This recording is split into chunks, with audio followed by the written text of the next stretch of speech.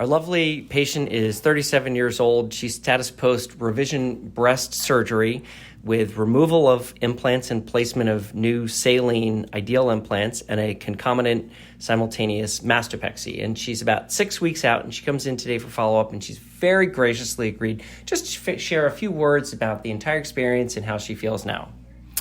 Hello. Well, I'm a typical client, patient, I should say, very scared of surgery, never had any surgery before, very afraid as well of scars and the whole experience about getting a new breast.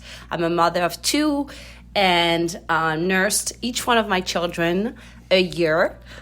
So clearly my breast needed a lot of work, and I was happy that Dr. Clater had give me the time to assess what I needed and listen to all the requirement that I had, which was a natural breast with limited scars.